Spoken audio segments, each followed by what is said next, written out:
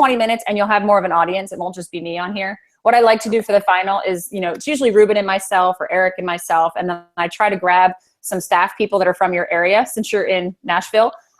We do have a huge out of territory office. So there's people, we're going to grab some just so they can get to see who you are. It's not to intimidate you in any way. It's just so they get to know who you are. It's the only chance for them to meet you without actually meeting you. So you'll have more of an audience to work with. But for now, just it's just practice, just to run through it so that the first time is not the final time where you're like, oh my gosh, I don't even know how to do this. So well, for the activities, we'll just kind of talk through it and and I'll pretend as well. So that's fine. That's fine. For the final, I usually tell people, like, you don't have to show us the videos. You don't have to wait 2 minutes if you want us to have a 2-minute discussion. But if you say, like, turn to a partner and discuss, sometimes it's nice to see how people field answers. So I would say, get a couple answers. And what we usually try to do, Ruben and I especially, is throw out answers that we've heard at workshops, like answers that people actually give if it's basic questions. But we just want to see, what you would plan on doing and, go through it. So I'm going to set my timer for 10 minutes just for your sake so that you know how long 10 minutes is, but you don't have to stop, mid-sentence if it's 9 minutes and 50. Yeah, some people are like, oh, I'm like, no, finish your thought. Like, it's just it's okay. The fire alarm's not going off. Yeah. People crack me up. And then this one guy goes, did I pass? Did I pass? I'm like, you passed. You're fine. This is practice. You got an A. Yeah. It's so funny how here we're like preaching, like, it's all about effort. It's all about learning. And people are like, did I pass? Did I win? Did I go? I'm like, we're just big kids. Yeah, still. Exactly. Awesome. So whenever you're ready, you can jump in. Okay. I would say, welcome everyone. Our first principle we're going to talk about is called filling the emotional tank. And this is the first principle because really it sets precedent for everything you do on the field, on the court, and off. So this is a really great way to build team culture, establish any norms that you're going to have during practice or games, as well as cultivating a really nurturing environment for your kids to learn. So this is kind of filling the emotional tank is how you're going to do things on your team so the kids can get used to that and know what to expect. Because oftentimes consistency is the best teacher. So being consistent with your feedback and letting kids know that they're not going to get yelled at when they make a mistake is really good for their confidence. So filling the emotional tank is wonderful because what it enables to happen is have behavioral change occur in youth. Because sports and really all experiential learning opportunities are never neutral. So when we're coaching a kid, when we're giving them feedback, when we're giving them critical advice, what we're doing is we either have an opportunity to encourage, empower positively, or we can be a little bit more critical and negative and disruptive to that child's developmental process. So it's never neutral. So what kind of coach are you going to be? Are you going to be the one that's empowering or disempowering your players? And just on a personal note, I've seen tremendous change in some of the young girls that I've coached on my soccer team, and really starting to feed them almost like a mantra of you're such a hard worker, and I see your effort at practice and I see your effort in games, and then they start to live more and more into that identity. So what you're doing is kind of building a new identity and new characteristics for these kids to continue to live into. And so they identify as, I'm a hard worker. Okay, I like to put in a lot of effort. I like to be positive. I like to uplift my teammates. So then it just continues to build with the momentum. So let's move on to the next slide. I'm going to just click it real quick. Yeah, go ahead. Okay, it's a quote from Maya Angelou, and this is probably where I'd have someone read it, but I'll read it. Maya Angelou, I always thought that my mom made this quote up my entire life until this. So it's still kind of my mom's quote, but I've learned that people will forget what you said, people will forget what you did, but people will never forget how you made them feel. And I think that, nothing really says it too much better than this quote. And Julie Foudy always says to me, she says, people don't care what you know until they know that you care. And that has always stuck with me. So, this quote is powerful because it not only applies to coaching, but really it has everything to do with just relationships. So this transcends the field. This has to do with when you're talking with parents, when you're talking with referees, when you're at your workplace, when you're in your families. So what I would like to do is just take a moment and turn to the person to your right and maybe talk about an experience when you were on one of your favorite teams, a dream team of sorts, something that was really a positive experience for you. And let's talk about how that made you feel to be a part of that team, a player on that team, or even a coach. And then also, how is that environment fostered? So take a minute, turn to the person to your right, and talk about your dream team experience. Blah, blah, blah. People chat for a couple minutes. And then I'll bring everybody back together and say, awesome. All right, everybody. I would love for a couple people to share. So how did that experience of being on a dream team make you feel? Hopefully someone raises their hand. If not, I'll be like, you in the front row. Yeah. So Kelly, how did that experience make you feel? Mine was my college field hockey team. And I just remember this atmosphere of fun. My coach was really a fun person, and I was expecting her to be so intense because it was Division I and it was college. And she just had a great sense of humor, and she was laughing at her own mistakes. So we were never afraid to try something. And she would laugh at us, which seems really funny for a coach, but like we would try something new and we would miss it. And she just had this great laugh. And she would say, oh my gosh, that was hysterical. So I think that right off the bat set a tone that, we weren't afraid to try things. And she really cared about us. She did a lot of things with us. So it was fun. She would have like she would order pizza after practice as a surprise. Or she would bring water balloons one day during preseason. Like it was always like, you never knew what she was going to do. And it was always a lot of fun. That's great. So did that make you want to work harder? Absolutely. Absolutely. And she always played too. Like in the scrimmages, she would jump in. Oh, she played for the Olympic team. So she was our coach 2 years after she just got off the Olympic tour. So she could kick all of our butts and she knew it. But it was fun. Yeah. It was fun. It really motivated us to want to play hard. That's great. Thank you very much for sharing. And then I would ask maybe 2 other people to share. And then I would also say, and if nobody else shared about, how that environment was fostered, I would maybe try and draw that out from the crowd. So, how was it fostered? You spoke about it, but, maybe somebody wouldn't. And I would say, was it a coach? Was it a captain? Was it just tradition and saying, this is how it's always been? So we can kind of identify what's at play. So then I would move on to the next slide. Let me click. Sorry, it takes a minute. It's okay. All right, so filling the emotional tank is just like the gas tank at our cars. If you have a car that runs off of gas, of course.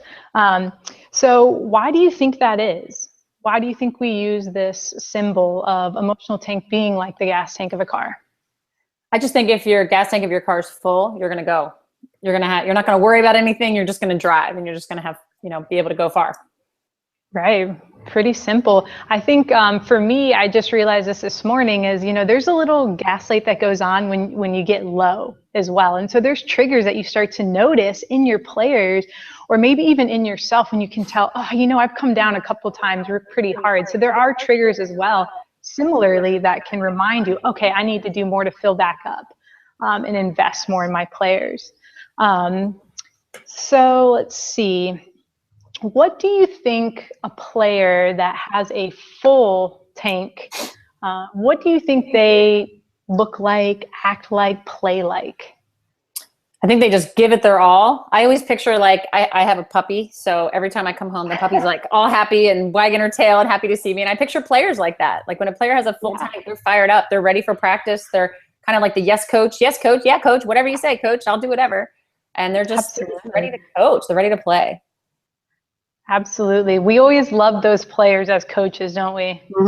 And so it's really in our power to create the exact player that we would consider coachable and the ideal player that we want. So we need to remember that. What kind of players are we creating? Okay, so what do you think a player that has a drained tank looks and acts like? head down, just lethargic, lazy, maybe like picking on the other players, putting other people down around him or her. Absolutely. And so on page 31 in our book, there's a chart here that talks about specific ways that we can fill tanks and what that sounds like. And I think something that's really important to remember is that we don't just want to be cheerleaders for our players. We don't just want to give them fluff positivity, and we're not in the business of that. We are coaching. So what we want to remember to do is be authentic, but we also want the praise to be specific. So, if somebody takes a shot that is not a good shot, how could we still celebrate that player? You could say a good hustle for the ball, way to beat the defender.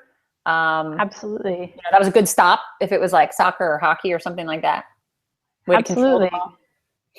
Yeah, still, because we want to make sure that we continue to maintain that player's trust in us. And if they know for a second, they can sniff out if you're being inauthentic. And so we got to make sure we continue to build that relationship of trust. Okay, can I have 2 volunteers to come up real quick? We're going to do a little activity.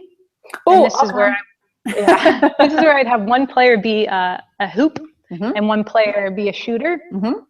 And so then, I would have the audience out here. I'd walk everybody through it and say, okay, this person, it's the last quarter of the basketball game. They're going to be taking some free throws.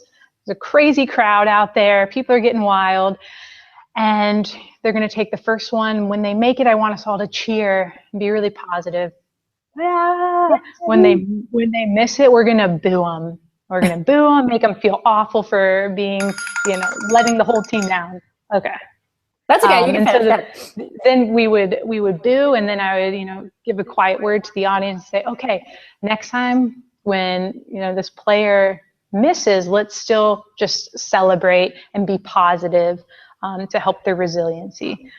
So then they would miss it, and we'd still be positive, and then I would debrief a little bit with that player out loud and say, okay, so how did it make you feel when they celebrated you making it?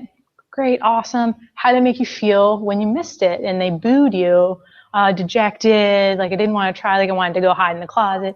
Great. Okay, what about when you missed and they were still supportive? And so kind of drawing out those answers for everyone to hear.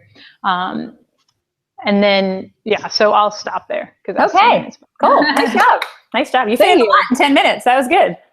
Thanks. Good. Yeah, I love it. I just love your style. I think you're just so conversational. You seem very calm and at ease, and you have excellent wordage. You use a lot of great terms that you throw in there. And I love that because that shows that you believe in what you're doing. You're not struggling to find the words. So I wrote down a lot of words that I loved. I loved how you talked about like just a nurturing environment, and that's so important. You brought in the behavioral change and never neutral. Like that, you can tell that you have a background in youth development. So don't be afraid to use it. I mean, that's something that's one of your specialties. Tell people that. If it'll be in your intro, your little bio, but don't be afraid to throw that out there. I use that a lot. I have a master's degree in elementary counseling. Sometimes when I'm coaching on the field, I feel like more of a guidance counselor than a coach. But that's, Absolutely. People like to hear that you have a background in something that you're talking about. So don't be afraid to use that. I like how you kind of sprinkled in like the personal story because it made it real. Like I have a player, when you're talking about living into their identity, I usually call it like self-fulfilling prophecy. A lot of times you hear about that as negative, but it's actually a positive. And I love the examples that you gave specifically, like, wow, you're really a hard worker. I could picture that player going, she thinks I'm a hard worker. I'm going to work harder. She grabbed a hold of it like, all right. Yeah, wait, I am. And I always tell coaches too, even if you don't believe it yourself yet. Right. Get the kid See there. what happens. It's amazing. Yeah. It is. And I like to use the word like it builds momentum. And that's something that, you want. And the other thing that you said that I really liked was like, what kind of a player are you creating? That's a really powerful statement because a lot of times coaches just think players come to them and that's who they are. And, coaches have a really fixed mindset about players. So it's nice that you brought that in right away. Like you are creating this type of a player. I thought that was really awesome. The one thing when you throw out, I love how your mom, like, I think of that all the time, like things my mom said. And I'm like, wow, you didn't really pick that up, Mom? Like, that's amazing. So that was really funny. When you talked about Julie Foudy, I would just throw in a little, like, who's Julie Foudy? Not everybody would know who that is. So, Yeah. you can say it's cool that you have a relationship with her, but you can say she's also one of our national advisory board members. And she's also been an Olympic soccer player for almost 2 decades. And, so I think that's always important when you, especially when I've realized a lot of it, if you do athlete workshops, they don't know her anymore. I've said Julie Foudy to a bunch of soccer players in high school, and they're like, "Who?" I'm like, "How do you not know Julie Foudy? Like, you're a high school soccer player." Yeah, but that just shows we're getting older. That's it does. That means. Exactly. Yeah, they're like, "What?" So that's just a tip. The other thing too, if you're doing a buzz share is what I call them, when you turn and talk to a partner, and I tell everybody to turn to the right. What's everybody going to be doing? Where's everybody going to turn? To the right? Right. So who's going to be turning to the left to talk to the person that turned to the right? So everybody's going to be turning. Someone's going to be looking at the back of heads. It's just a little detail, and everybody does it. But just be clear. Turn to a partner. That just keep it general. Okay. Yeah. Because and I've seen it happen. I laugh at workshops sometimes, and they're like, "Okay, everybody turn to the right," and everybody's like turning to the right, and there's nobody to talk to. It's like a Congo line instead. Yeah. Now every other person turn to the left. Right. So it's just a little detail. That's funny. Good. And I know this is in the video that I did, but it's funny that this video of the modeling this workshop went out to the whole trainer thing, because I'm getting feedback, which is great. I've gotten feedback about saying the dream team, because some people have said, if you talk about explaining the dream team to me, I meant it as, what was like your dream team? What was the best? But some trainers have critiqued that could mean your best record, because you hear about the dream team is like the most successful. And so I've actually changed that in my workshops to not say, it's however you want to put it is fine. But I just wanted to let you know that was feedback that came back to me. As soon as I said dream team, they were like, well, this was a great team experience, but we didn't do very well. Whereas if you say dream team, you kind of think like, this was the best record we ever had. So I think it was great the way you said, like the best, the best experience you had, most positive. Right. And you talked about, how was that environment fostered? Because that's where the coaches come in. I like the way you did that. Let me see. Oh, I liked the gaslight analogy. I thought that was great. That's triggers. That's what it is. What is your trigger for the kids? What are you seeing? That was good. We had a trainer in Tampa last time, a young girl, actually, she was 19, and she had a great analogy. She said, when your gaslight comes on, what happens? And I thought it was a really good question. And she was like, well, you get nervous, you get anxious. Like, oh my gosh, am I going to be able to finish? Like, can I get where I need to go? Am I going to run out of gas now? And she's like, think about how much that distracts you from driving, even, because you're constantly like, oh my gosh, am I going to make it? She used that analogy. That's a good point. When you see the gaslight come on and you're starting to realize your tank is starting to drain, you're now distracted. You're not just cruising. And she gave this whole story about how she was going to the beach with her friends, and it was awesome, and she had everybody in the car. And then all of a sudden she was like, crap, my gaslight came on. Now the fun trip, the sailing to the beach, she was so preoccupied. I thought that was a really good, that's great. Yeah. You used the word authenticity and resiliency. Like, those are words that just flow so freely off your tongue, and those are so important. And those are the, like, you had a way of just working it in calmly in conversation, smoothly in conversation, but it's so true. And I think it was just very, very well done. So I'm excited to see you go for 20 minutes. I think it was great. Cool. Thank you very much. Absolutely. And I think one of your best gifts too, like, you're not going to have to worry about like, okay, now on the next slide.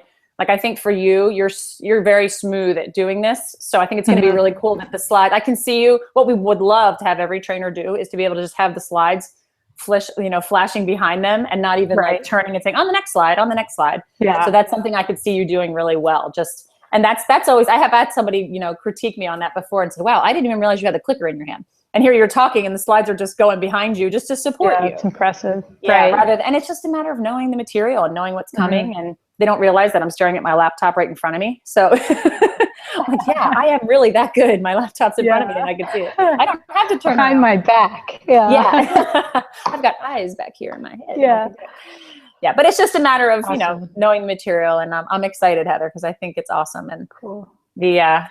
The out of territory people are excited that I actually have strong trainers that are coming in Nashville, because they can, that's one of the next offices. Yep, absolutely. That's what I heard. They're in Atlanta right now, and then with hopes maybe in the next 2 years or something coming to Nashville. So that'd be great. It is cool. And the nice, they're in Austin too. They're trying to launch the Austin and Atlanta. And, but what they like to do is get like some workshops established and some partners established before they open a chapter office. So we've been in Philadelphia for about 10 years now, and there's no Philadelphia office. So, you know, they like to have partners in places if they know they have trainers. They've been sort of waiting, like, we don't want to book any workshops in Nashville because we don't have any trainers here yet. But there's a lot of groups that have reached out in the area and said, hey, we want PCA to come to Nashville. So even before there's an office, you can have workshops going on there, which is great. Okay. Yeah. And I think you and Nick Weber need it. Yeah, everybody needs it. Every time I go around the country, they're like, you have not seen our parents. We have the worst parents. We have the blah, blah, blah. We need PCA so badly. I'm like, really? I hear that everywhere around the country. Everywhere. Yeah, that's weird. Job security for me. So yeah, right.